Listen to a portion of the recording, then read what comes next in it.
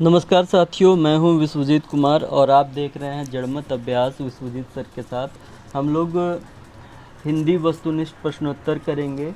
साहित्य काव्य पुस्तक काव्य कुंज निर्धारित कवि, जिसमें हम लोग विद्यापति, कबीर, सूरदास, तुलसीदास, बिहारी, रसखान और भूषण से संबंधित वस्तुनिष्ठ प्रश्नोत्तरों का एमसीक्यू का रिवीजन करेंगे। ठीक है, और ये झारखंड जैसे सीजीएल के लिए काफ़ी महत्वपूर्ण रहेगा। ठीक है, तो चलिए आइए स्टार्ट करते हैं विद्यापति से। विद्यापति का जन्म मृत्यु का सही विकल्प चुनिए। विद्यापति का जन्म 1380 और मृत्यु 1460 में हुआ है। विद्यापति का जन्म 1380 और मृत्यु 1460 में हुआ है। विद्यापति का जन्म दिए गए उचित विकल्प का चयन करें। मधुबनी बिहार। विद्यापति का जन्म कहाँ हुआ है? मधुबनी बिहार में हुआ है। विद्यापति किन दो काल के संधि कवि थे? आदिकाल और भक्तिकाल। विद्यापति किन दो काल के संधि कवि थे? आदिकाल और भक्तिकाल। विद्यापति किस राजा के दरबारी कवि थे? शिव सिंह। विद्यापति किस राजा के दरबारी कवि थे? शिव सिंह। विद्यापति की अधिकतर रचनाएं किस भाषा में मिलती है? मैथिली। विद्यापति की अधिकतर रचनाएं मैथिली भाषा में मिलती है। विद्यापति की रचनाओं का उचित चयन करें। कीर्तिलता, कीर्ति पताका और पदावली। विद्यापति की रचनाओं का उचित चयन करें। कीर्तिलता, कीर्ति पताका, पदावली उपरोक्त सभी विद्यापति की रचनाएं हैं। विद्यापति के पद सर्वाधिक किस क्षेत्र में गाए जाते हैं? पूर्वांचल। विद्यापति के पद सर्वाधिक किस क्षेत्र में गाए जाते हैं? पूर्वांचल। पाठ्य पुस्तक में विद्यापति के प्रथम पद का संबंध नायिका की किस अवस्था से है? हृदय की पीड़ा। पाठ्य पुस्तक में विद्यापति के प्रथम पद का संबंध नायिका के किस अवस्था से है? हृदय की पीड़ा से है। विद्यापति को श्रृंगारी कवि किसने कहा है? रामचंद्र शुक्ल ने। विद्यापति को श्रृंगारी कवि किसने कहा है? रामचंद्र शुक्ल ने। विद्यापति ने अपनी किस रचना को कहानी कहा है? कीर्तिलता। विद्यापति ने अपनी किस रचना को कहानी कहा है? कीर्तिलता। मैथिल कोकिल के नाम से जाने जाते हैं विद्यापति। मैथिल कोकिल के नाम से जाने जाते हैं विद्यापति। विद्यापति का जन्म कब हुआ है? 1380। डॉक्टर बच्चन ने विद्यापति को क्या कहा है? अपरूप के कवि। डॉक्टर बच्चन सिंह ने विद्यापति को क्या कहा है? अपरूप के कवि। हजारी प्रसाद द्विवेदी के अनुसार विद्यापति की कौन सी रचना भृंग भृंगी संवाद में हुई है? कीर्तिलता। हजारी प्रसाद द्विवेदी के अनुसार विद्यापति की कौन सी रचना भृंग भृंगी संवाद में हुई है? कीर्तिलता। विद्यापति किस नरेश के दरबारी कवि थे? राजा शिव सिंह। विद्यापति किस नरेश के दरबारी कवि थे? राजा शिव सिंह। विद्यापति किस मत के अनुयायी थे? शैव। विद्यापति किस मत के अनुयायी थे? शैव। किस कवि को अभिनव जयदेव की उपाधि मिली थी? विद्यापति। किस कवि को अभिनव जयदेव की उपाधि मिली थी? विद्यापति। चार्ल्स इलियट ने इनमें से किस ग्रंथ का प्रकाशन कराया है? आल्हा खंड। चार्ल्स इलियट ने इनमें से किस ग्रंथ का प्रकाशन कराया? आल्हा खंड। कृष्ण की रासलीला की जो परंपरा भक्ति काल में प्रसिद्ध हुई थी, उसकी शुरुआत किस ग्रंथ से मानी जाती है? पदावली। कृष्ण की रासलीला की जो परंपरा भक्ति काल में प्रसिद्ध हुई थी, उसकी शुरुआत किस ग्रंथ से मानी जाती है? पदावली। सिद्धों की भाषा को संध्या नाम से किसने दिया? मुनि अघवज्र व मुनिदत्त सूरी। सिद्धों की भाषा को संध्या नाम किसने दिया? मुनि अघवज्र व मुनिदत्त सूरी। मेघदूत और संदेश रासक की संदेश परंपरा किस ग्रंथ में मिलती है? बिसलदेव रासो। मेघदूत और संदेश रासक की संदेश परंपरा किस ग्रंथ में मिलती है? बिसलदेव रासो। विद्यापति ने कीर्तिलता की रचना किस संवाद के रूप में की है? भृंग भृंगी संवाद। विद्यापति ने कीर्तिलता की रचना किस संवाद के रूप में की है?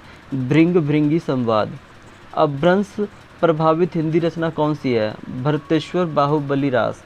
अपभ्रंश प्रभावित हिंदी रचना कौन सी है? भरतेश्वर बाहुबली रास।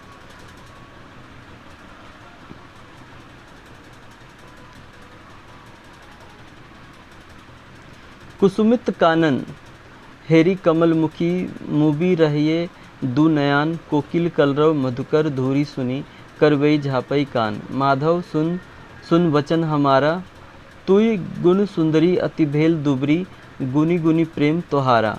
धरनी धनी धनी, कत बेरी बई सई, पुनि तही उठई न पारा। प्रस्तुत पद के रचनाकार कौन है? विद्यापति।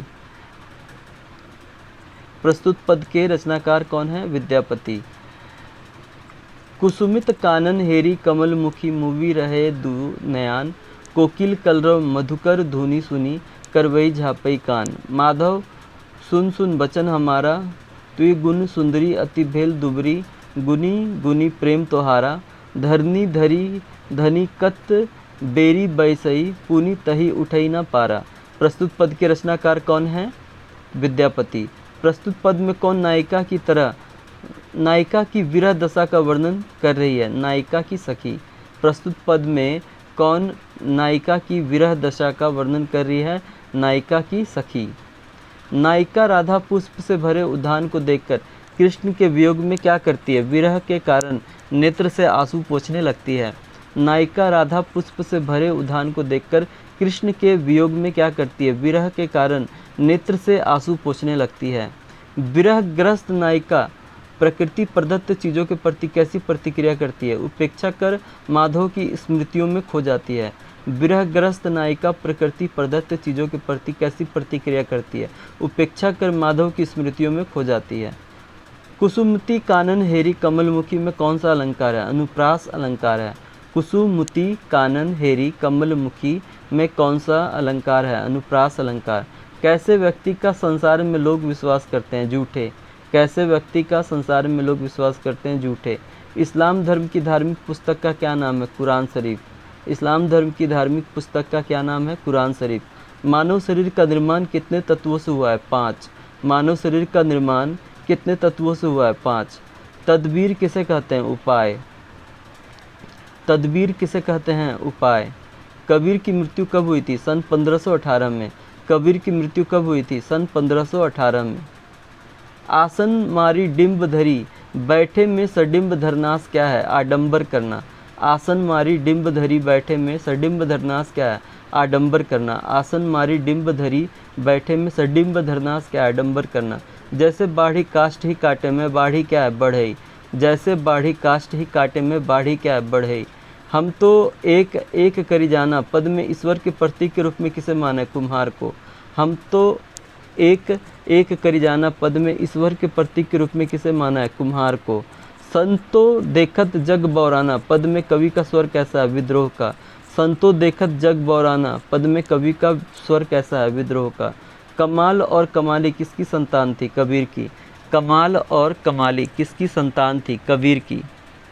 संत कबीर जी ने ईश्वर के कितने स्वरूपों को जाना है? एक रूप को। संत कबीर जी ने ईश्वर के कितने स्वरूपों को जाना है? एक रूप को। कुम्हार कितने प्रकार की मिट्टी को मिलाकर बर्तनों का निर्माण करता है? एक ही प्रकार की। कुम्हार कितने प्रकार की मिट्टी को मिलाकर बर्तनों का निर्माण करता है? एक ही प्रकार की। कबीर जी ने प्रकृति के किन रूपों को एकाकार करना चाहा है? पानी और पवन। कबीर जी ने प्रकृति के किन रूपों को एकाकार करना चाहा है? पानी और पवन को। किसे देखकर सारा संसार लालच में पड़ जाता है? माया को। किसे देखकर संसार लालच में पड़ जाता है? माया को। किसे देखकर सारा संसार लालच में पड़ जाता है? माया को। कबीर जी के अनुसार ईश्वर कहाँ कहाँ पर विद्यमान है? कण कण में। कबीर जी के अनुसार ईश्वर कहाँ कहाँ पर विद्यमान है? कण कण में। हम तो एक एक करी जाना पद में कवि ने स्वयं को क्या कहा है? मस्ताना। हम तो एक एक करी जाना पद में कवि ने स्वयं को क्या कहा है? मस्ताना।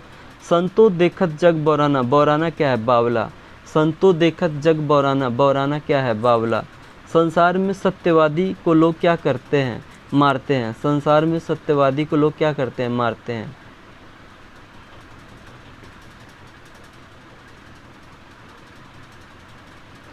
मीठी वाणी बोलने से औरों को सुख और अपने तन को शीतलता कैसे प्राप्त होती है? अहंकार रहित मीठे बोल सबके हृदय को छूते हैं। मीठी वाणी बोलने से औरों को सुख और अपने तन को शीतलता कैसे प्राप्त होती है? अहंकार रहित मीठे बोल सबके हृदय को छूते हैं। साखी शब्द किसका तद्भव रूप है? साखी का। साखी शब्द किसका तद्भव रूप है? साखी का। सखी शब्द किससे बना है? साक्षी से।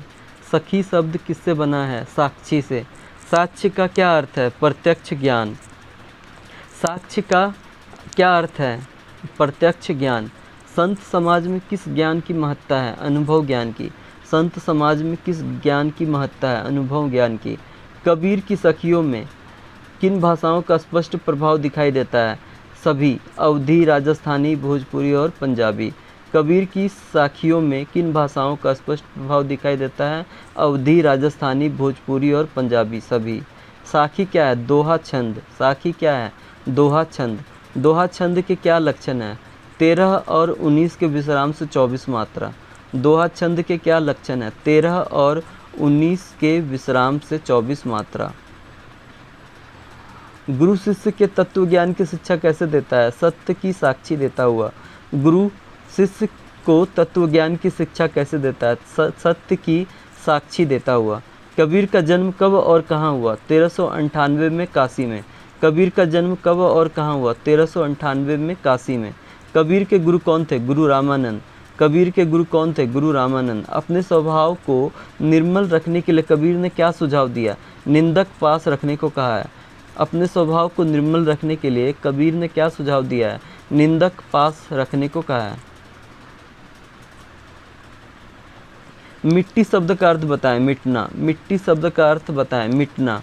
कबीर के अनुसार सुखी कौन है? संसारिक लोग जो सोते और खाते हैं। कबीर के अनुसार सुखी कौन है? संसारिक लोग जो सोते और खाते हैं। कबीर के अनुसार दुखी कौन है? जो ज्ञानी है। कबीर के अनुसार दुखी कौन है? जो ज्ञानी है। दीपक दिखाई देने से अंधेरा कैसे मिट जाता है? अहंकार रूपी माया दूर होती है जब ज्ञान रूपी दीपक दिखाई देता है। दीपक ज्ञान देने से अंधेरा कैसे मिट जाता है? अहंकार रूपी माया दूर होती है जब ज्ञान रूपी दीपक दिखाई देता है। ईश्वर कण कण में व्याप्त है पर हम उसे देख क्यों नहीं पाते? मन में छुपे अहंकार के कारण। ईश्वर कण कण में व्याप्त है पर हम उसे देख क्यों नहीं पाते? मन में छुपे अहंकार के कारण। कबीर के अनुसार कौन ज्ञानी नहीं बन पाया? मोटी पुस्तक पढ़ने वाला। कबीर के अनुसार कौन ज्ञानी नहीं बन पाया? मोटी पुस्तक पढ़ने वाला। कबीर की सखियों का मुख्य उद्देश्य क्या है? जीवन जीने के सही ढंग का ज्ञान देना। कबीर की साखियों का मुख्य उद्देश्य क्या है? जीवन जीने के सही ढंग का ज्ञान देना। बिरह भुवंगम तन बसै, मंत्र न लागे कोई का भाव स्पष्ट कीजिए। जब शरीर में किसी से बिछोड़ने का दुख हो तो कोई दवा या मंत्र काम नहीं करता। बिरह भुवंगम तन बसै, मंत्र न लागे कोई का भाव स्पष्ट कीजिए। जब शरीर में किसी से बिछोड़ने का दुख हो तो कोई दवा या मंत्र काम नहीं करता। संत कबीर ने जगत को कैसा बताया? बौराना। संत कबीर ने जगत को कैसा बताया? बौराना। कबीर जी ने सत्य को जानने के लिए क्या आवश्यक बताया? आत्मज्ञान को। कबीर जी ने सत्य को जानने के लिए क्या आवश्यक बताया है? आत्मज्ञान को।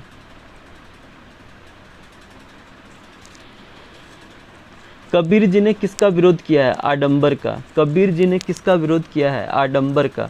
सत्य को ना जानने वाले लोग कैसे बैठते हैं? आसन पर समाधि में। सत्य को ना जानने वाले लोग कैसे बैठते हैं? आसन पर समाधि में। सच्चे मार्ग से भटककर लोग क्या गाते हैं? साखी शब्द। सच्चे मार्ग से भटककर लोग क्या गाते हैं? साखी शब्द। सच्चे मार्ग से भटककर लोग क्या गाते हैं? साखी शब्द। लोग किसके नाम पर दिखावा करते हैं? धर्म के। लोग किसके नाम पर दिखावा करते हैं? धर्म के। घर घर मंत्र देने वाले लोगों को किसका अभिमान है? ज्ञान का। घर घर मंत्र देने वाले लोगों को किसका अभिमान है? ज्ञान का। माया जाल में फंसे गुरु एवं शिष्य को क्या करना पड़ेगा? पछतावा।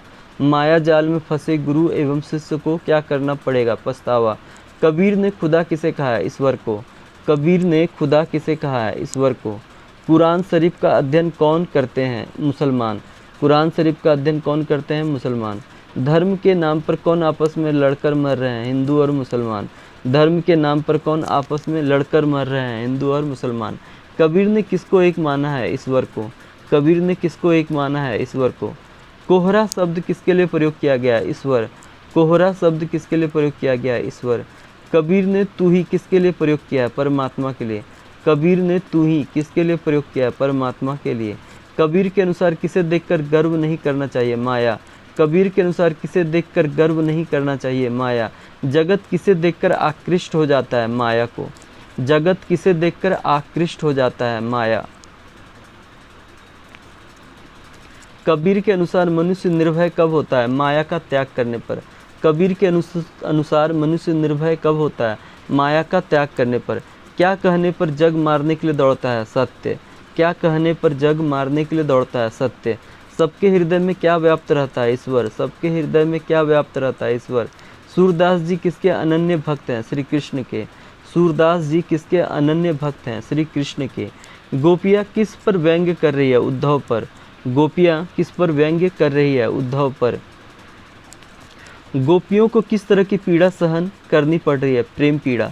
गोपियों को किस तरह की पीड़ा सहन करनी पड़ रही है? प्रेम पीड़ा। उद्धव किसके पास रहकर भी उनके प्रेम में मोहित नहीं हुए? श्री कृष्ण। उद्धव किसके पास रहकर भी उनके प्रेम में मोहित नहीं हुए? श्री कृष्ण। उद्धव कृष्ण के प्रेम से उस तरह छूते हैं जैसे कमल के पत्ते कमल के भीतर रहकर भी जल से छूते रहते हैं। उद्धव कृष्ण के प्रेम से उस तरह छूते हैं जैसे कमल के पत्ते कमल के भीतर रहकर भी जल से अछूते रहते हैं। तेल में डूबी हुई गगरी को क्या स्पर्श नहीं कर पाता? जल। तेल में डूबी हुई गगरी को क्या स्पर्श नहीं कर पाता? जल। कौन गुड़ से लिपट कर अपना प्राण त्याग देता है? चींटियाँ। कौन गुड़ से लिपट कर अपना प्राण त्याग देता है? चींटियाँ। गोपियाँ मन की व्यथा को मन में ही दबाने की कोशिश करती है। किसको दबाने की कोशिश करती है? मन में ही व्यथा को। गोपियाँ मन की व्यथा को मन में ही दबाने की कोशिश करती रहती है। श्री कृष्ण ने अपने स्थान पर किसको गोपियों से मिलने भेज दिया था? उद्धव को। श्री कृष्ण ने अपने स्थान पर किसको गोपियों से मिलने भेज दिया था? उद्धव को। उद्धव आगमन ने गोपियों की वीर अग्नि को प्रज्वलित कर दिया। उद्धव आगमन ने गोपियों की वीर अग्नि को प्रज्वलित कर दिया। गोपियों की दशा पक्षी की तरह हो गई है। हारिल। गोपियों की दशा हारिल पक्षी की तरह हो गई है। गोपियों की दशा हारिल पक्षी की तरह हो गई है। कौन पक्षी सदैव एक पंजे पर लकड़ी को पकड़े हुए रहता है? हारिल। कौन पक्षी सदैव एक पंजे पर लकड़ी को पकड़े हुए रहता है? हारिल। गोपियों को उद्धव द्वारा दिया गया योग का ज्ञान किसके समान लगता है? कड़वी ककड़ी के समान लगता है। गोपियों को उद्धव द्वारा दिया गया योग का ज्ञान कड़वी ककड़ी के समान लगता है। योग का क्या कार्य है? उपरोक्त सभी। अर्थात योग का कार्य है बीमारियां दूर करना, मन को स्वस्थ करना और मन को एकाग्र करना। योग का क्या कार्य है? बीमारियां दूर करना, मन को स्वस्थ करना और मन को एकाग्र करना। गोपियों को किस प्रकार के उपदेश की जरूरत नहीं है? योग का उपदेश। गोपियों को किस प्रकार के उपदेश की जरूरत नहीं है? योग का उपदेश। गोपियों के अनुसार श्री कृष्ण ने क्या पढ़ लिया है? राजनीति। गोपियों के अनुसार श्री कृष्ण ने क्या पढ़ लिया है? राजनीति। उद्धव को बड़भागी किसने कहा है? गोपियों ने। उद्धव को बड़भागी किसने कहा है? गोपियों ने। गुड़ चाटी ज्यों पागी, इस पंक्ति में गुड़ अर्थात गुड़ किसे कहा गया है? श्री कृष्ण के प्रेम को। गुड़ चाटी ज्यों पागी, इस पंक्ति में गुड़ अर्थात गुड़ किसे कहा गया है? श्री कृष्ण के प्रेम को। उद्धव गोपियों को कौन सा संदेश देता है? योग साधना का। उद्धव गोपियों को कौन सा संदेश देता है? योग साधना का। गोपियाँ कड़वी ककड़ी किसे कहती है? उद्धव द्वारा दिए गए योग संदेश को। गोपियाँ कड़वी ककड़ी किसे कहती है? उद्धव द्वारा दिए गए योग संदेश को। सूतो व्याधि हमको ले आए, पंक्ति में व्याधि किसे कहा गया? योग साधना को। सूतो व्याधि हमको ले आए, पंक्ति में व्याधि किसे कहा गया है? योग साधना को। गोपियों के अनुसार पहले से ही चतुर कौन था? श्री कृष्ण। गोपियों के अनुसार पहले से ही चतुर कौन था? श्री कृष्ण। सूरदास ने किस भाषा में साहित्य की रचना की है? ब्रज भाषा। सूरदास ने किस भाषा में साहित्य की रचना की है? ब्रज भाषा। पुरैन पात रहत जल भीतर, ता रस देह न दागी, प्रस्तुत पंक्ति में कमल के पत्ते की क्या विशेषता बताई गई है? कमल के पत्ते पर पानी का कोई प्रभाव नहीं पड़ता। पुरैन पात रहत जल भीतर, ता रस देह न दागी, प्रस्तुत पंक्ति में कमल के पत्ते की क्या विशेषता बताई गई है? कमल के पत्ते पर पानी का कोई प्रभाव नहीं पड़ता। गोपियों का मन चुराकर कौन ले गया था? श्री कृष्ण। गोपियों का मन चुराकर कौन ले गया था? श्री कृष्ण। श्री कृष्ण के मित्र का क्या नाम है जो गोपियों के योग का संदेश देता है? उद्धव। श्री कृष्ण के मित्र का क्या नाम है जो गोपियों के योग को संदेश देता है? उद्धव। अपने आप को भोली और अबला कौन समझता है? गोपियाँ। अपने आप को भोली और अबला कौन समझता है? गोपियाँ। गोपियों ने हरि श्री कृष्ण की तुलना किससे की है? हारिल से। गोपियों ने हरि श्री कृष्ण की तुलना किससे की है? हारिल से। मन चक्री से क्या अभिप्राय है? मन की अस्थिरता। मन चक्री से क्या अभिप्राय है? मन की अस्थिरता। मधुकर शब्द का प्रयोग किसके लिए किया गया है? उद्धव के लिए। मधुकर शब्द का प्रयोग किसके लिए किया गया है? उद्धव के लिए। काव्य ग्रंथ सूरसागर के जिस भाग में उद्धव गोपियों को योग संदेश देते हैं वह भाग किस नाम से जाना जाता है? भ्रमर गीत।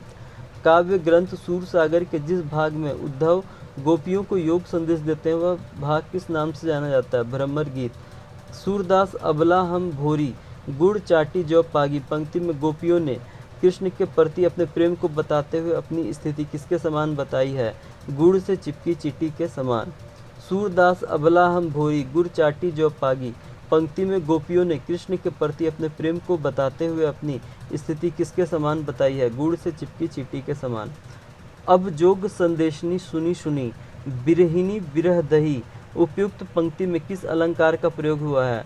अनुप्रास। अब जोग संदेशनी सुनी सुनी बिरहनी बिरह दही उपयुक्त पंक्ति में किस अलंकार का प्रयोग हुआ है? अनुप्रास।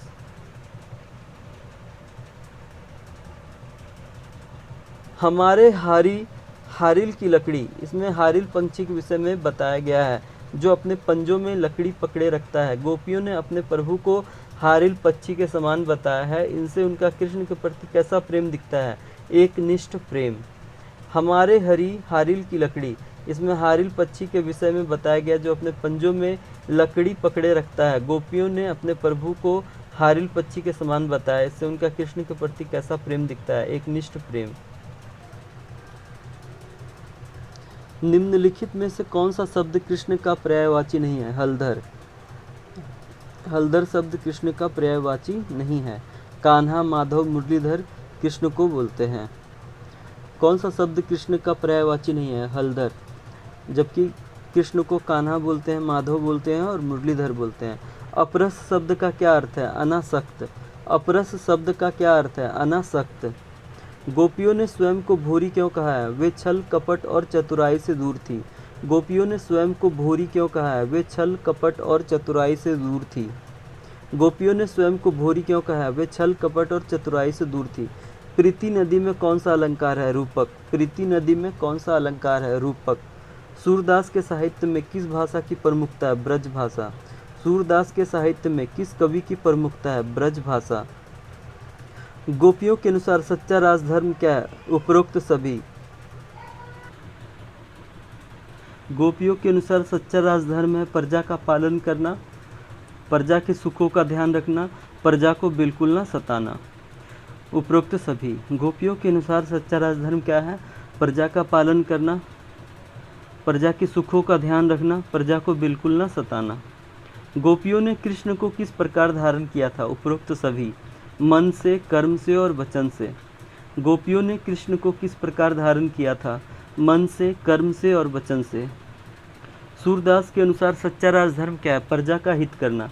सूरदास के अनुसार सच्चा राजधर्म क्या है? प्रजा का हित करना। प्रीति नदी किसके लिए प्रयोग किया गया है? श्री कृष्ण के लिए। प्रीति नदी किसके लिए प्रयोग किया गया है? श्री कृष्ण के लिए। मन की मन ही मांझ रही का अर्थ है मन की बात मन में ही रहना। मन की मन ही मांझ रही का अर्थ है मन की बात मन में ही रहना। गोपियाँ सोते जागते रात दिन किसका ध्यान करती है? श्री कृष्ण का। गोपियाँ सोते जागते रात दिन किसका ध्यान करती है? श्री कृष्ण का। ज्यो जल माहे तेल की गागरी बूंद न ताको लागी।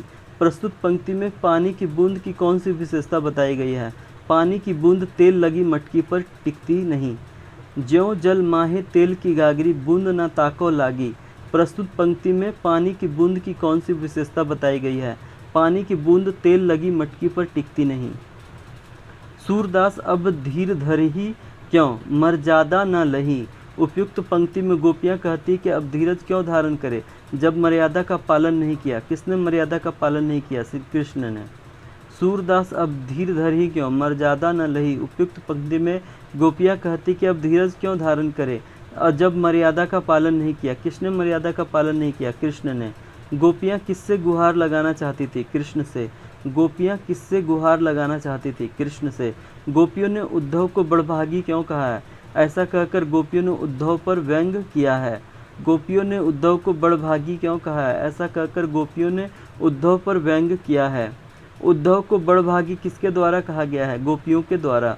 उद्धव को बड़भागी किसके द्वारा कहा गया है? गोपियों के द्वारा। सूरदास के उपास्य देव कौन थे? श्री कृष्ण। सूरदास के उपास्य देव कौन थे? श्री कृष्ण। गोपियाँ कौन सी बात किसे बताना चाहते थे? अपने मन की बात श्री कृष्ण को। गोपियाँ कौन सी बात किसे बताना चाहती थी? अपने मन की बात श्री कृष्ण को। गोपियों के अनुसार किसने राजनीति की शिक्षा प्राप्त की है? श्री कृष्ण ने। गोपियों के अनुसार किसने राजनीति की शिक्षा प्राप्त की है? श्री कृष्ण ने। कवि सूरदास के गुरु कौन थे? वल्लभाचार्य। कवि सूरदास के गुरु कौन थे? वल्लभाचार्य। प्रीति नदी में पाऊँ न बोरियो, दृष्टि न रूप परागी। इस पंक्ति में किसने प्रीति रूप नदी में पैर नहीं डुबाया? उद्धव ने। प्रीति नदी में पाऊँ न बोरियो, दृष्टि न रूप परागी। इस पंक्ति में किसने प्रीति रूप नदी में पैर नहीं डुबोया? उद्धव ने। प्रीति नदी में पाऊँ न बोरियो, दृष्टि न रूप पराई। इस पंक्ति में किसने प्रीति रूप नदी में पैर नहीं डुबोया? उद्धव ने।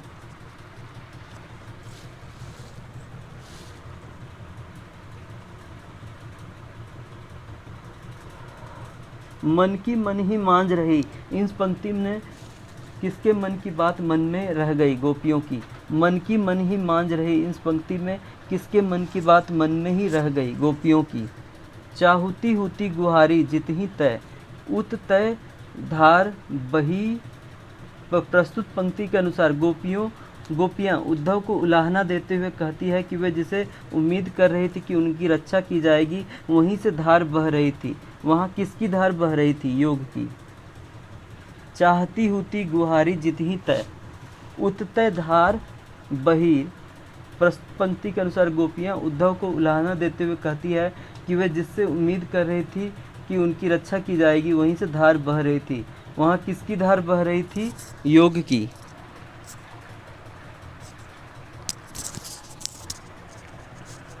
गोपियाँ जागते सोते सपने में दिन रात किसका नाम जपती है? कृष्ण की। गोपियाँ जागते सोते सपने में दिन रात किसका नाम जपती है? कृष्ण की। गोपियों ने योग संदेश किसे देने को कहा है? जिसके मन चंचल हैं। गोपियों ने योग संदेश किसे देने को कहा है? जिनके मन चंचल हैं। निम्नलिखित में से क्या भ्रमर का पर्यायवाची है? मधुर। निम्नलिखित में से क्या भ्रमर का पर्यायवाची है? मधुर। जकरी शब्द का क्या अर्थ है? रटना। जकरी शब्द का क्या अर्थ है? रटना। समुझी बात कहत डैश डैश के समाचार सब पाए। निम्नलिखित में से रिक्त स्थानों की उचित शब्द से पूर्ति कीजिए। मधुकर। समझी बात कहत मधुकर के समाचार सब पाए। निम्नलिखित में से रिक्त स्थान की उचित शब्द से पूर्ति कीजिए। मधुकर। समझी बात कहत मधुकर के समाचार सब पाए। समझी बात कहत मधुकर के समाचार सब पाए। सूरदास अबला हम भोरी, गुड़ चाटी जो प्यागी। इस पंक्ति में दृष्टित अलंकार बताइए। इस पंक्ति में निहित अलंकार बताइए। दृष्टांत। सूरदास अबला हम भोरी, गुड़ चाटी जो पागी। इस पंक्ति में निहित अलंकार दृष्टांत है। बिथा शब्द का तत्सम रूप लिखिए। व्यथा। बिथा शब्द का तत्सम रूप व्यथा है। बिथा शब्द का तत्सम रूप लिखिए। व्यथा। गोपियाँ किससे गुहार लगाना चाहती थी? कृष्ण से। गोपियाँ किससे गुहार लगाना चाहती थी? कृष्ण से। हारिल पक्षी से किसकी तुलना की गई है? गोपियों की। हारिल पक्षी से किसकी तुलना की गई है? गोपियों की।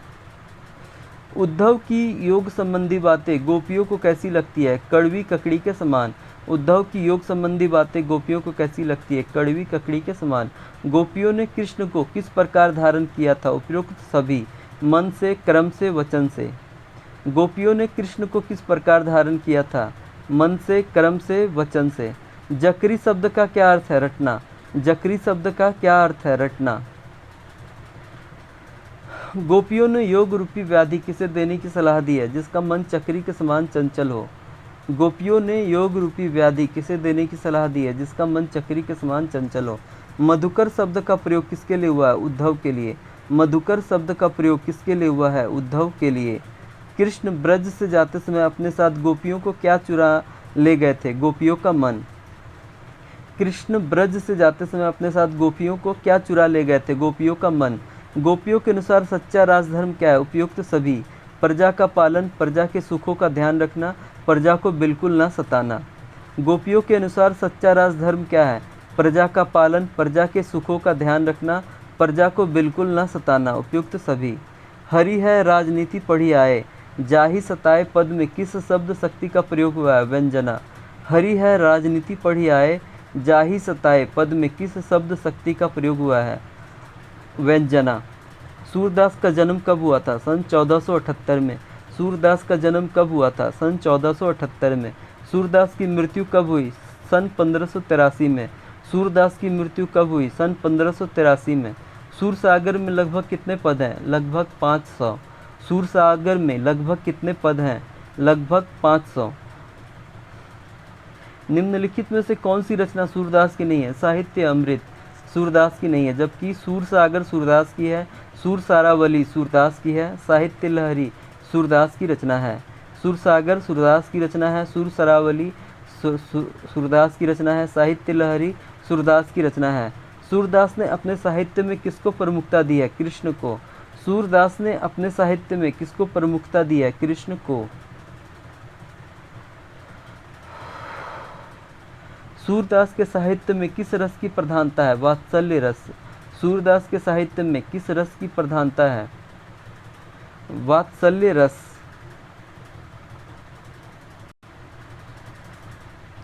सूरदास के साहित्य में किस रस की प्रधानता है? वात्सल्य रस। सूरदास के साहित्य में किस भाषा की प्रमुखता है? ब्रज भाषा। सूरदास के साहित्य में किस भाषा की प्रमुखता है? ब्रज भाषा। सूरदास के साहित्य में सूरदास के साहित्य में किस गुण की प्रधानता है? माधुर्य गुण। सूरदास के साहित्य में किस गुण की प्रधानता है? माधुर्य गुण। गोपियों ने उद्धव को बड़भागी क्यों कहा है? ऐसा कहकर गोपियों ने उद्धव पर व्यंग्य किया है। गोपियों ने उद्धव को बड़भागी क्यों कहा है? ऐसा कहकर गोपियों ने उद्धव पर व्यंग्य किया है। गोपियों ने उद्धव के अनासक्त रहने की तुलना किससे की है? कमल के पत्ते और तेल की मटकी दोनों से। गोपियों ने उद्धव के अनासक्त रहने की तुलना किससे की है?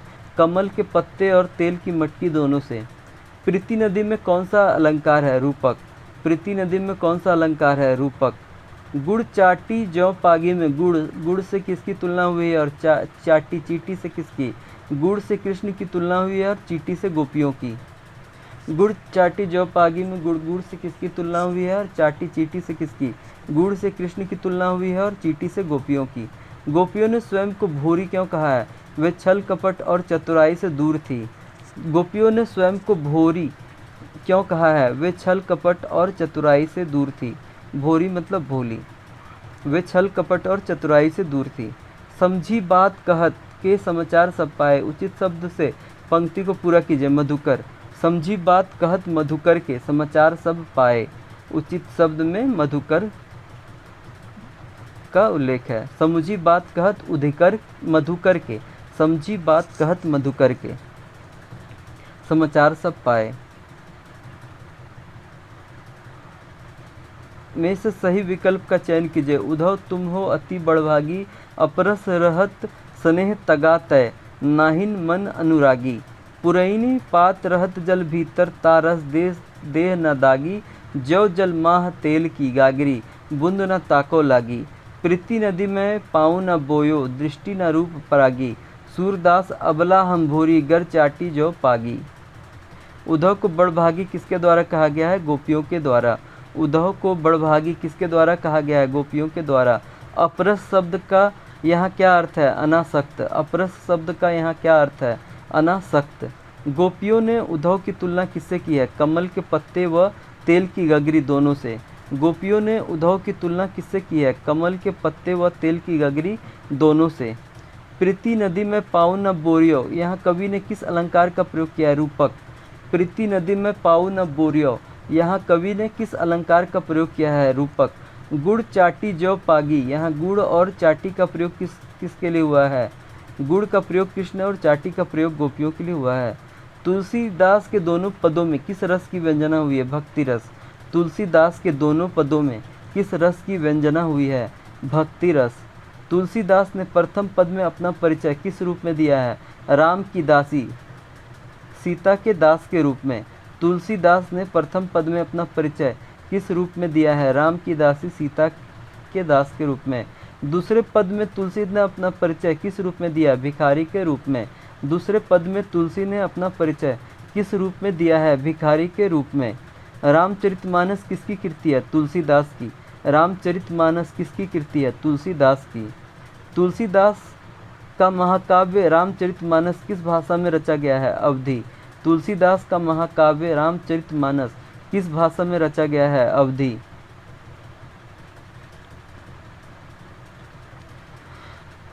तुलसीदास हिंदी साहित्य के किस काल के कवि हैं? भक्ति काल। तुलसीदास हिंदी साहित्य के किस काल के कवि हैं? भक्ति काल। दूसरे पद में भीख मांगते भिखारी के रूप में किसका परिचय दिया गया है? तुलसीदास का। दूसरे पद में भीख मांगते भिखारी के रूप में किसका परिचय दिया गया है? तुलसीदास का। दूसरे पद में भीख मांगते भिखारी के रूप में किसका परिचय दिया गया है? तुलसीदास का। तुलसी को किस चीज़ की भूख है? श्री राम के दर्शन की। तुलसी को किस चीज़ की भूख है? श्री राम के दर्शन की। तुलसी ने प्रथम पद में किसकी स्तुति की है? सीता जी की। तुलसी ने प्रथम पद में किसकी स्तुति की है? सीता जी की। इसका आंसर गणेश जी के साथ सीता जी की ही होगी। तुलसी ने प्रथम पद में किसकी स्तुति की है? सीता जी की। तुलसीदास किस शाखा के कवि हैं? राम मार्गी। तुलसीदास किस शाखा के कवि हैं? राम मार्गी। तुलसीदास के पठित पद किस भाषा में है? अवधी। तुलसीदास के पठित पद किस भाषा में है? अवधी। तुलसीदास का बचपन का नाम क्या था? राम बोला। तुलसीदास का बचपन का नाम क्या था? राम बोला। तुलसीदास का जन्म कब हुआ था? 1543 में। तुलसीदास का जन्म कब हुआ था? 1543 में। तुलसीदास का निधन कब हुआ था? 1623 में। तुलसीदास का जन्म 1543 में हुआ था और निधन 1623 में हुआ था। तुलसीदास का जन्म कहाँ है? राजापुर, बांदा, उत्तर प्रदेश। तुलसीदास का जन्म स्थान कहाँ है? राजापुर, बांदा, उत्तर प्रदेश। तुलसीदास का जन्म स्थान कहाँ है? राजापुर, बांदा, उत्तर प्रदेश। तुलसीदास की पत्नी का नाम क्या था? रत्नावली। तुलसीदास की पत्नी का नाम क्या था? रत्नावली। तुलसीदास की प्रीति पालिका दासी कौन थी? चुनिया। तुलसीदास की प्रीति पालिका दासी कौन थी? चुनिया। तुलसीदास के दीक्षा गुरु कौन थे? नरहरिदास। तुलसीदास के दीक्षा गुरु कौन थे? नरहरिदास। तुलसीदास के माता का नाम क्या था? हुलसी। तुलसीदास के माता का नाम क्या था? हुलसी। तुलसीदास के माता का नाम हुलसी था। तुलसीदास के पिता का नाम क्या था? आत्माराम दुबे। तुलसीदास के पिता का नाम क्या था? आत्माराम दुबे। तुलसीदास के दीक्षा गुरु कहाँ के वासी थे? उत्तर प्रदेश के वासी थे। तुलसीदास के दीक्षा गुरु कहाँ के वासी थे? उत्तर प्रदेश के वासी थे। तुलसीदास के दीक्षा गुरु कहाँ के वासी थे? उत्तर प्रदेश के वासी थे। तुलसीदास के शिक्षा गुरु कौन थे? उपयुक्त दोनों, शेष सनातन और काशी के विद्वान। तुलसीदास के शिक्षा गुरु कौन थे? शेष सनातन और काशी के विद्वान। तुलसीदास ने कितने वेदों के ज्ञाता थे? तुलसीदास 4 वेदों के ज्ञाता थे। तुलसीदास कितने वेदों के ज्ञाता थे? 4 वेदों के। तुलसीदास कहाँ के अस्थायी निवासी थे? काशी के। तुलसीदास कहाँ के अस्थायी निवासी थे? काशी के। तुलसीदास ने कितने वर्षों तक काशी में शिक्षा ली? 15 वर्षों तक। तुलसीदास ने कितने वर्षों तक काशी में शिक्षा ली? 15 वर्षों तक। हनुमान बाहुक कितने छंदों की रचना है? 44 छंदों की। हनुमान बाहुक कितने छंदों की रचना है? हनुमान बाहुक में 44 छंदों की रचना है। हनुमान बाहुक को स्वतंत्र करने पर कुल कितनी छोटी बड़ी कृतियाँ होती है? 13। हनुमान बाहुक को स्वतंत्र करने पर कुल कितनी छोटी बड़ी कृतियाँ होती है? 13। रामचरित्र मानस के रचनाकार कौन है? तुलसीदास। रामचरितमानस के रचनाकार कौन है? तुलसीदास। रामचरितमानस रचना का आरंभ कब हुआ था? सन 1631 1574 ईस्वी में राम जन्म की तिथि पर। रामचरितमानस रचना का आरंभ कब हुआ था? सन 1631 1574 ईस्वी राम जन्म की तिथि पर। रामचरितमानस कब पूर्ण हुआ था? सन 1633 1576 ईस्वी राम सीता विवाह। रामचरितमानस कब पूर्ण हुआ था? सन 1633 1576 ईस्वी राम सीता विवाह। रामचरितमानस को पूर्ण होने में कुल कितना समय लगा था? 2 वर्ष 7 माह 26 दिन। रामचरितमानस को पूर्ण होने में कुल कितना समय लगा था? 2 वर्ष 7 माह 26 दिन। तुलसीदास अनुराग भरे प्रगाध स्वर में गदगद कंठ से किस पद को गाया करते थे? भरत भय ढांढे कर जोड़ी।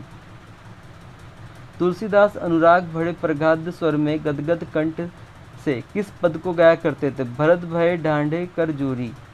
तुलसीदास किस शाखा के कवि हैं? राम भक्त। तुलसीदास किस शाखा के कवि हैं? राम भक्त। तुलसीदास किसकी कविता है? भक्ति धारा। तुलसीदास किसकी कविता है? भक्ति धारा। रामायण के रचनाकार कौन है? वाल्मीकि। रामायण के रचनाकार कौन है? वाल्मीकि। रामायण के रचनाकार कौन है? वाल्मीकि। रामायण के बाद सर्वाधिक सफल, लोकप्रिय एवं उत्कृष्ट कृति है रामचरितमानस। रामायण के बाद सर्वाधिक सफल, लोकप्रिय एवं उत्कृष्ट कृति है रामचरितमानस। तुलसीदास की भाषा कौन सी है? उपयुक्त दोनों, अवधी और ब्रज। तुलसीदास की भाषा अवधी भी है और ब्रज भी है, उपयुक्त दोनों होगी। अवधी और ब्रज तुलसीदास की भाषा है। तुलसीदास ब्रज भाषा का उपयोग किसके लिए करते हैं? गीति काव्य के लिए। तुलसीदास ब्रज भाषा का उपयोग किसके लिए करते हैं? गीति काव्य के लिए। गोस्वामी जी अवधी भाषा का उपयोग किसके लिए करते थे? सामान्यतः प्रबंध रचना के लिए। गोस्वामी जी अवधी भाषा का उपयोग किसके लिए करते थे? सामान्यतः प्रबंध रचना के लिए। तुलसीदास का पूरा नाम क्या है? गोस्वामी तुलसीदास। तुलसीदास का पूरा नाम क्या है? गोस्वामी तुलसीदास।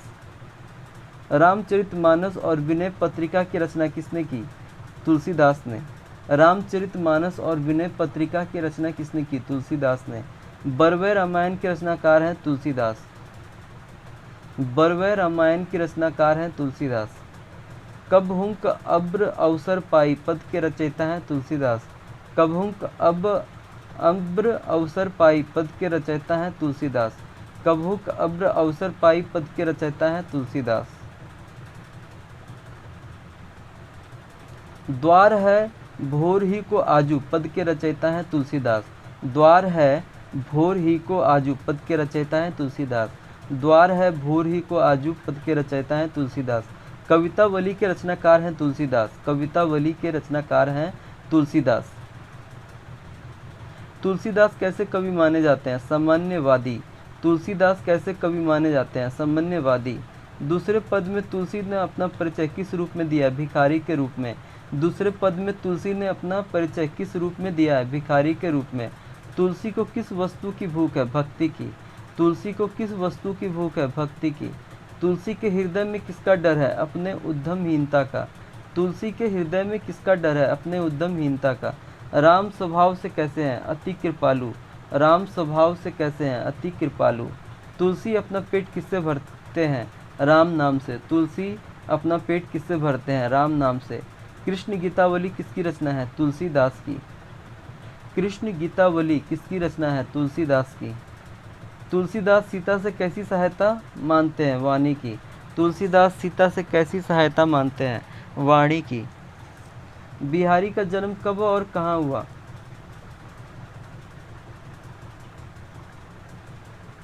1515 में ग्वालियर में। बिहारी का जन्म कब और कहाँ हुआ?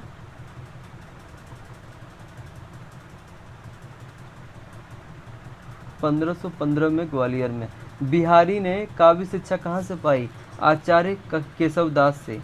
बिहारी ने काव्य शिक्षा कहाँ से पाई? आचार्य केशवदास से।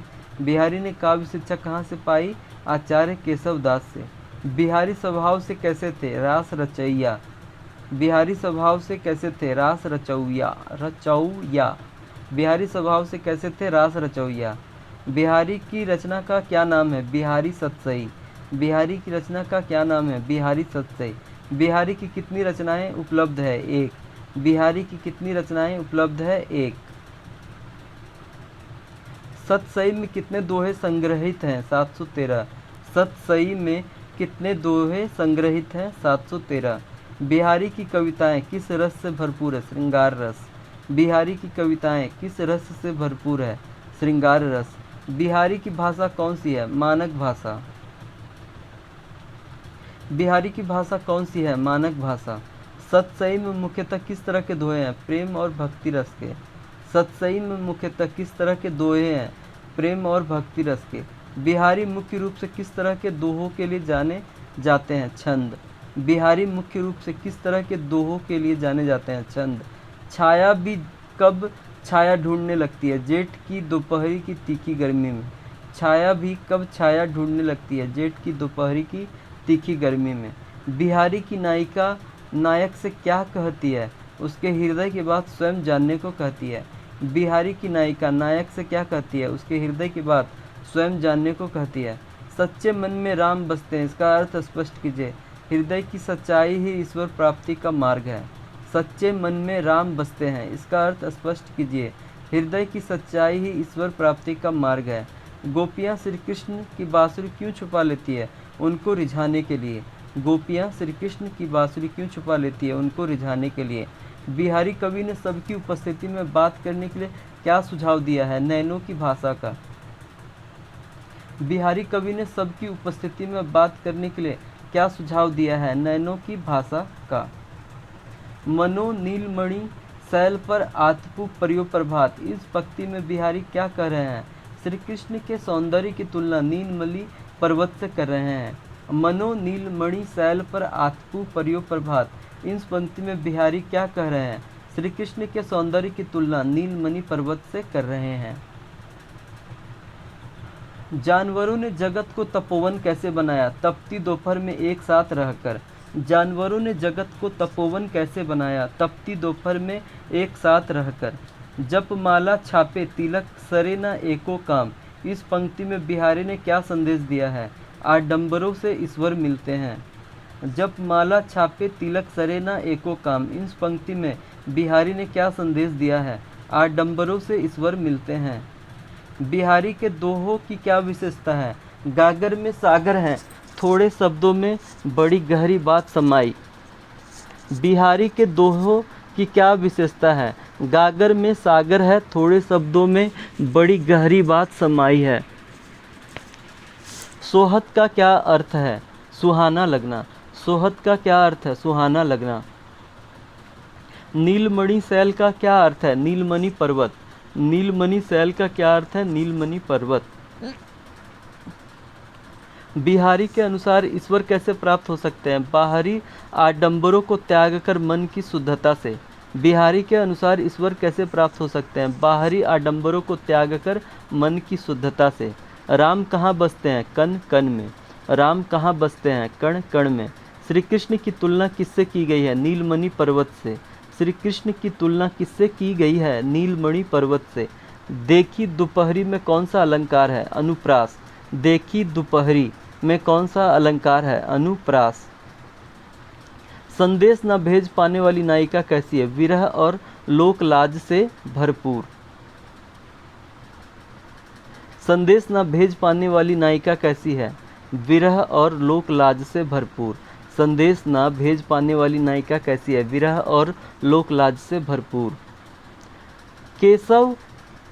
केशव राय के दो अलग अलग अर्थ बताएं, मुरली एवं मनोहर। केशव राय के दो अलग अलग अर्थ बताएं, मुरली एवं मनोहर। गोपियाँ किस प्रकार से श्री कृष्ण को खिंचाती है, उनकी बांसुरी छिपाकर। गोपियाँ किस प्रकार से श्री कृष्ण को खिंचाती है, उनकी बांसुरी छिपाकर।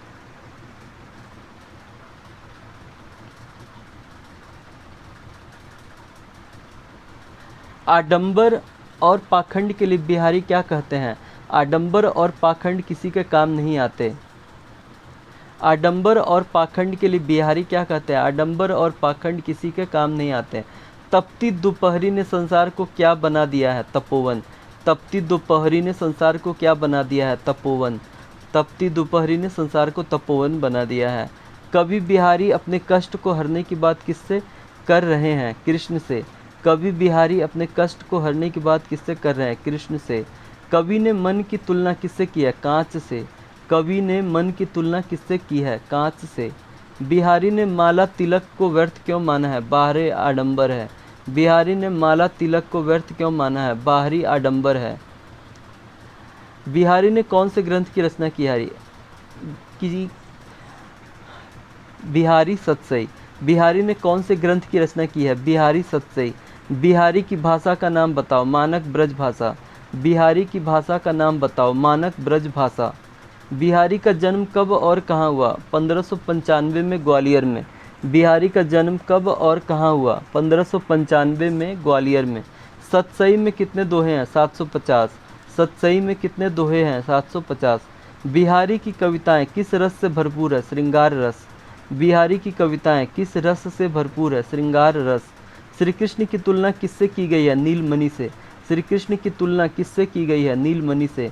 बिहारी के नायक नायिका को एक दूसरे की बात कैसे जानते हैं? एक का हृदय स्वयं के दूसरे के हृदय की बात जानता है। बिहारी के नायक नायिका एक दूसरे की बात कैसे जानते हैं? एक का हृदय स्वयं की दूसरे के हृदय की बात जानता है। भयंकर गर्मी के कारण परस्पर विरोधी जानवरों ने जंगल को कैसे बना दिया? तपोवन। भयंकर गर्मी के कारण परस्पर विरोधी जानवरों ने जंगल को कैसे बना दिया है? तपोवन। दीर्घ दाग का अर्थ बताओ? भयंकर गर्मी। दीर्घ दाग का अर्थ बताओ? भयंकर गर्मी। कृष्ण द्वारा बांसुरी के लिए सौगंध देखकर पूछने पर गोपियाँ क्या करती है? भौं से हंसती है। कृष्ण द्वारा बांसुरी के लिए सौगंध देकर पूछने पर गोपियाँ क्या करती हैं? भौं से हंसती है। बिहारी की नायिका कागज पर संदेश क्यों नहीं लिख पाती? लिखने से सबको पता लगने का डर है। बिहारी की नायिका कागज पर संदेश क्यों नहीं लिख पाती? लिखने से सबको पता लगने का डर है। बिहारी कवि के पिता का नाम बताओ? केशव दास। बिहारी कवि के पिता का नाम बताओ? केशव दास। बिहारी के अनुसार सच्चे मन में कौन बसता है? राम। बिहारी के अनुसार सच्चे मन में कौन बसता है? राम। मोहन ओढ़े पीतू पटु शाम सलोने गात में कौन सा अलंकार है? अनुप्रास। मोहन ओढ़े पीतू पटु शाम सलोने गात में कौन सा अलंकार है? अनुप्रास। रसखान का मूल नाम क्या था? सैयद इब्राहिम। रसखान का मूल नाम क्या था? सैयद इब्राहिम। रसखान किसके भक्त थे? कृष्ण के। रसखान किसके भक्त थे? कृष्ण के। रसखान की रचनाओं में किस भाषा की प्रधानता है? ब्रज। रसखान की रचनाओं में किस भाषा की प्रधानता है? ब्रज। मानुष हो तो वही रसखानी सवैये में कवि का किसके प्रति प्रेम व्यक्त हुआ है? ब्रजभूमि। मानुष हो तो वही रसखानी सवैये में कवि का किसके प्रति प्रेम व्यक्त हुआ है? ब्रजभूमि। कवि किस पर्वत पर पत्थर बनकर जन्म लेना चाहता है? गोवर्धन। कवि किस पर्वत पर पत्थर बनकर जन्म लेना चाहता है? गोवर्धन। जो खग हों तो बसेरो करो मिली कालंदी कुल कदम्ब की डारन में अलंकार है? अनुप्रास। जो खग हों तो बसेरो करो मिली कालंदी कुल कदम्ब की डारन में अलंकार है? अनुप्रास। कालिंदी किसका नाम है? यमुना। कालिंदी किसका नाम है? यमुना। या लकुटी अरु कामरिया पर सवैये में कवि किस क्षेत्र की प्रशंसा कर रहा है? ब्रज। या लकुटी अरु कामरिया पर सवैये में कवि किस क्षेत्र की प्रशंसा कर रहा है? ब्रज। मोर पखा सिर ऊपर राखियों सवैये में किसके रूप का अनुकरण करने का वर्णन है? कृष्ण। मोर पखा सिर ऊपर राखियों सवैये में किस रूप का अनुकरण करने का वर्णन है? कृष्ण। या मुरलीधर की अधरान धरी अधरा न धरौंगी में अलंकार है? यमक। या मुरलीधर की अधरान धरी अधरा न धरौंगी में अलंकार है? यमक। गोपियाँ कृष्ण की मुरली को किस कारण अपने होठों से नहीं लगाना चाहती है? उन्हें मुरली बजानी नहीं आती। गोपियाँ कृष्ण की मुरली को किस कारण अपने होठों से नहीं लगाना चाहती? उन्हें मुरली बजानी नहीं आती। गोपियाँ किसकी माला गले में पहनना चाहती है? गुंज। गोपियाँ किसकी माला गले में पहनना चाहती है? गुंज की। काननी दय अंगूरी रहिबो में कवि ने कृष्ण की किस वस्तु का प्रभाव चित्रित किया? मुरली। काननी दय अंगूरी रहिबो में कवि ने कृष्ण की किस वस्तु का प्रभाव चित्रित किया है? मुरली। गोपियाँ क्या नहीं संभाल पा रही है? कृष्ण के मुख की मुस्कान। गोपियाँ क्या नहीं संभाल पा रही है? कृष्ण के मुख की मुस्कान। गोपियों को किनकी चिंता नहीं है? ब्रजवासियों की। गोपियों को किनकी चिंता नहीं है? ब्रजवासियों की। मुरली से गोपी ईर्ष्या क्यों करती थी? मुरली कृष्ण के मुँह लगी थी। मुरली से गोपी ईर्ष्या क्यों करती थी? मुरली कृष्ण के मुँह लगी थी। या मुरलीधर की अधरान धरी अधरा न धरौंगी, इस पंक्ति से गोपी के किस मनोभाव का पता चलता है? उपयुक्त सभी कथन सत्य हैं। मुरली के प्रति ईर्ष्या, मुरली के प्रति सौतिया डाह, मुरली के प्रति शत्रुता। उपयुक्त सारे कथन सत्य हैं। या मुरलीधर की अधरान धरी, अधरा न धरूंगी। इस पंक्ति से गोपी के किस मनोभाव का पता चलता है? मुरली के प्रति ईर्ष्या, मुरली के प्रति सौतिया डाह, मुरली के प्रति शत्रुता। पक्षी बनने पर कवि कहाँ बसेरा बनाना चाहता है? यमुना के किनारे कदम्ब के पेड़ पर। पक्षी बनने पर कवि कहाँ बसेरा बनाना चाहता है? यमुना के किनारे कदम्ब के पेड़ पर। सिद्धियाँ कितनी मानी गई हैं? 8। सिद्धियाँ कितनी मानी गई हैं? 8। ब्रज की कांटेदार झाड़ियों पर क्या न्यौछावर किया जा सकता है? सोने चांदी के महल। ब्रज की कांटेदार झाड़ियों पर क्या न्यौछावर किया जा सकता है? सोने चांदी के महल। गोपियों से क्या नहीं संभाला जाता? कृष्ण के मुख की मधुर मुस्कान। गोपियों से क्या नहीं संभाला जाता? कृष्ण के मुख की मधुर मुस्कान। काल्हि कोउ कितने समझो है? पति में निहित पंक्ति में निहित अलंकार बताइए। अनुप्रास। काल्हि कोउ कितने समझो है? पंक्ति में निहित अलंकार है अनुप्रास। गोपियाँ कृष्ण की मुरली को अपने अंधरों से क्यों नहीं लगाना चाहती? वह मुरली को अपना सौत समझती है। गोपियाँ कृष्ण की मुरली को अपने अधरों से क्यों नहीं लगानी चाहती? यह मुरली को अपना सौत समझती हैं। सखी के कहने पर गोपियाँ क्या क्या स्वांग करती है? उपयुक्त सारे सभी। वह श्री कृष्ण जैसे कपड़े पहनती है, वह सिर पर मोर का पंख लगाती है, गले में पुंज की माला पहनती है। सखी के कहने पर गोपियाँ क्या क्या स्वांग करती है? वह श्री कृष्ण जैसे कपड़े पहनती है, वह सिर पर मोर का पंख लगाती है, गले में पुंज की माला पहनती है। रसखान अपनी आंखों से क्या देखना चाहते हैं? ब्रज के वन बागव तड़ांगों को। रसखान अपनी आंखों से क्या देखना चाहते हैं? ब्रज के वन बागव तड़ांगों को। लकुटी और कमरिया पर क्या न्यौछावर किया जा सकता है? तीनों लोकों का राज्य। लकुटी और कमरिया पर क्या न्यौछावर किया जा सकता है? तीनों लोकों का राज्य। रसखान ब्रज में ही क्यों बसना चाहते हैं? ब्रज कृष्ण की लीला की भूमि है। रसखान ब्रज में ही क्यों बसना चाहते हैं? ब्रज कृष्ण की लीला की भूमि है। रसखान की कविता का मूल भाव क्या है? भक्ति। रसखान की कविता का मूल भाव क्या है? भक्ति। निम्नलिखित में से कौन सी रचना रसखान की नहीं है? प्रेम पच्चीसी। निम्नलिखित में से कौन सी रचना रसखान की नहीं है? प्रेम पच्चीसी। रसखान का जन्म कब हुआ? सन 1548 ईस्वी में हुआ। रसखान का जन्म कब हुआ? सन 1548 में। छत्रसाल की तलवार काली देवी को क्या प्रदान कर रही है? सुबह का नाश्ता। छत्रसाल की तलवार काली देवी को क्या प्रदान कर रही है? सुबह का नाश्ता। भूषण ने समुद्राग्नि से किसकी तुलना की है? शिवाजी की। भूषण ने समुद्राग्नि से किसकी तुलना की है? शिवाजी की। भूषण ने मुख्यतः किस भाषा में रचना की है? अवधी। भूषण ने मुख्यतः किस भाषा में रचना की? अवधी। लागती लपकी कंठ बैरिन के नागिन सी में कौन सा अलंकार है? अनुप्रास। लागती लपकी कंठ बैरिन के नागन सी में कौन सा अलंकार है? अनुप्रास। कवित्व रस के द्वितीय पद में किस रस की अभिव्यंजना हुई है? विभत्स रस की। कवित्व रस के द्वितीय पद में किस रस की अभिव्यंजना हुई है? विभत्स रस की। निम्न में से तम का पर्यायवाची लिखे। तिमिर। तम का पर्यायवाची तिमिर है। भूषण के प्रथम छंद में निम्न में से कौन सा रस है? वीर रस। भूषण के प्रथम छंद में निम्न में से कौन सा रस है? वीर रस। निम्न में से कौन सी रचना भूषण की है? शिवराज भूषण। निम्न में से कौन सी रचना भूषण की है? शिवराज भूषण। भूषण रीति काव्य की किस धारा के कवि हैं? रीति मुक्त धारा के। भूषण रीति काव्य की किस धारा के कवि है? रीति मुक्त धारा के।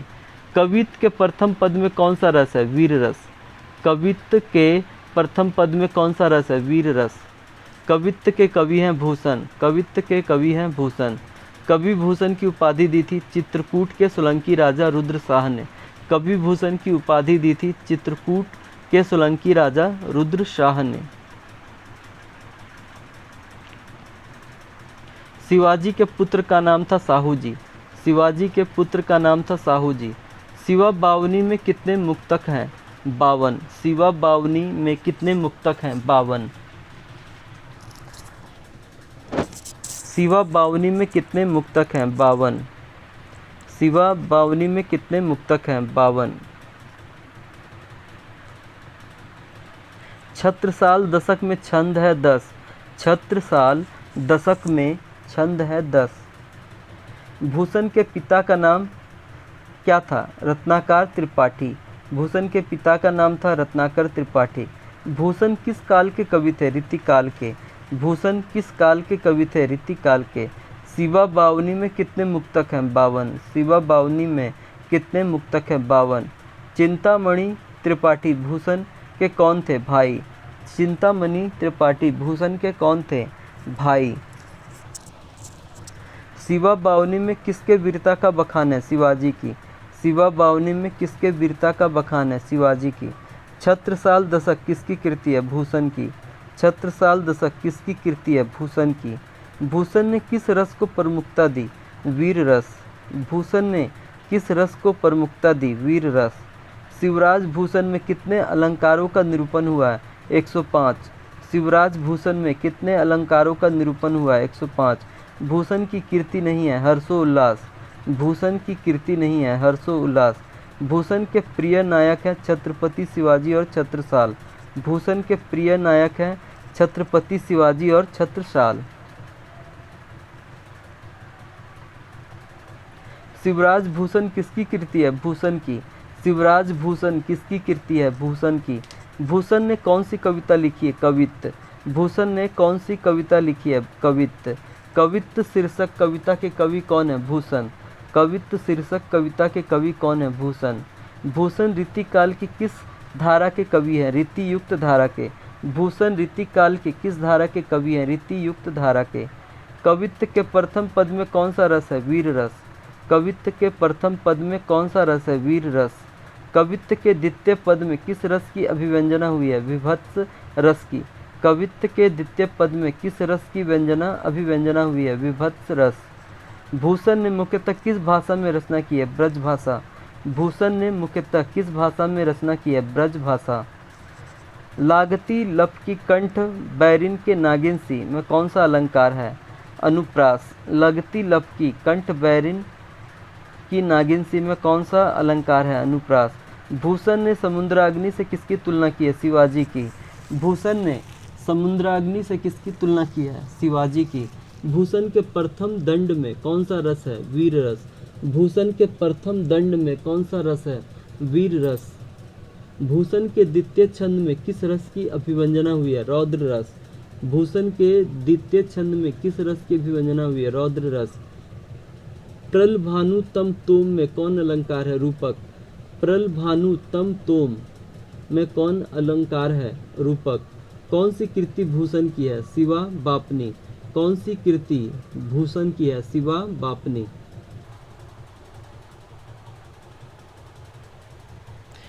साहित्य काव्य पुस्तक काव्य कुंज निर्धारित कवि विद्यापति, कबीर, सूरदास, तुलसीदास, बिहारी रसखान और भूषण। Part 1 complete. अब हम लोग इसका पार्ट 2 नेक्स्ट वीडियो में करेंगे। तब तक के लिए धन्यवाद। अगर आप इस वीडियो को पसंद करते हैं तो इसे लाइक, सब्सक्राइब और शेयर ज़रूर कीजिएगा। धन्यवाद। चलिए मिलते हैं नेक्स्ट वीडियो में।